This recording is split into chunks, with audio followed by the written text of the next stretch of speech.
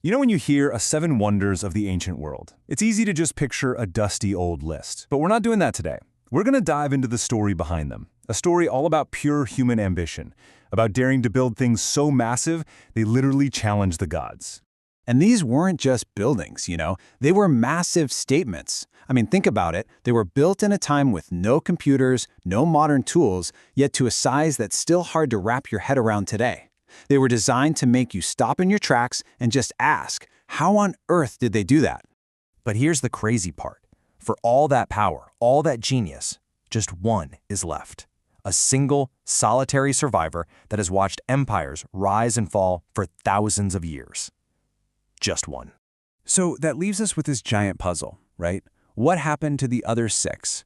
And maybe more importantly, how did these ancient engineers pull it off?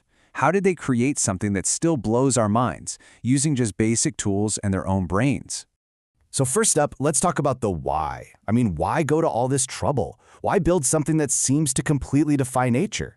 Well, the answer is that every single one of these wonders was fueled by some incredibly powerful, deeply human feeling. You have to understand, these weren't just construction projects. The Great Pyramid, for instance, wasn't just a fancy tomb. It was basically a machine for sending a pharaoh into the afterlife. The statue of Zeus, that was a 45-foot-tall, solid gold and ivory tribute to the king of the gods. Then you have the mausoleum, a pure statement of power. And the Hanging Gardens, well, legend says that was all about love, built for a queen who missed the mountains of her home. See, each one was driven by these huge emotions, just scaled up to change the world. Okay, so the motivation was huge. We get that. But the how? This is where the story gets really, truly unbelievable. Let's dig into the sheer ingenuity it took to solve problems that would make even modern engineers sweat. I mean, just look at the toolkit they had to work with. On one side, you've got ropes, levers, simple geometry, and just raw muscle power. And on the other, our world of laser surveying, massive tower cranes, and steel. The gap is just massive. Because they didn't have the tech we take for granted, their real technology was their minds. Their ability to organize thousands of people into a single efficient workforce, that was a form of advanced engineering all by itself. So, here's a perfect example. Picture this. You have to get a 40-ton slab of marble, we're talking the weight of 7 adult elephants, and place it perfectly on top of 2 columns. One mistake, one slip, and the whole thing comes crashing down. So what do? Well, the architects for the Temple of Artemis came up with something brilliant. They just piled up a bunch of giant sacks filled with sand, put the stone on top, and then they slowly let the sand out. The block just gently lowered itself perfectly into place. No cranes, no hydraulics, just pure, simple physics. It's beautiful, right? Or how about this one?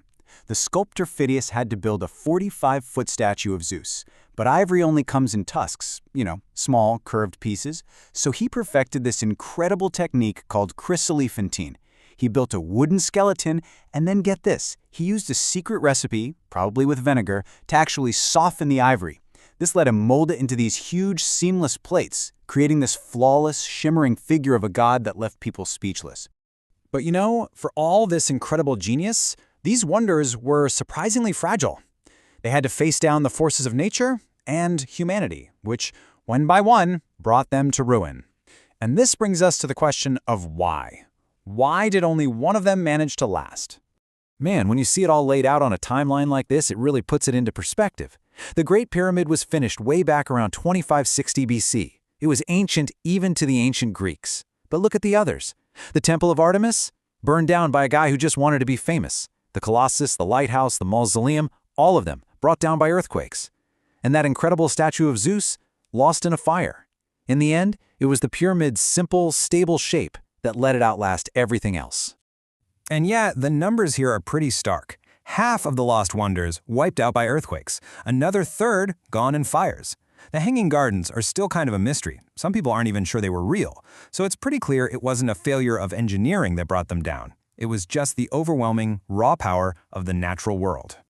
So, if the actual buildings are gone, is that the end of the story? Not even close. Turns out, their true legacy is still with us, kind of hiding in plain sight. In the words we use, the art we make, and even in some of our most famous modern structures. This is so cool. The connections are just fascinating. Every single time we use the word mausoleum to describe a big tomb, we're talking about King Mausolus. The engineers who built the Statue of Liberty, they actually studied why the Colossus of Rhodes fell down to make sure their statue wouldn't. That famous glass pyramid at the Louvre Museum, its design was directly inspired by the Great Pyramid. And the very word for lighthouse in a bunch of languages comes from Pharos, the island where the Great Lighthouse of Alexandria used to be. They're still here. And that really gets to the heart of it all, doesn't it? Their legacy isn't just about stone or engineering lessons. They stand for an idea. They're icons of a time when people truly believed that if you could dream it, you could build it, no matter how impossible it seemed. It was all about pure human will. So in the end, the real wonder wasn't the gold or the ivory or the stone. It was the ambition. The story of these ancient projects is really our story. It's that timeless human need to look at our own limits and just say, nope, we can do better, we can go further. Which, leaves us with one last big question to think about. They built things that have echoed through thousands of years. So when you look around at our world today, at our skyscrapers and space stations and the internet, what are we building that people will still be talking about 2,000 years from now? What will be the enduring wonders of our time?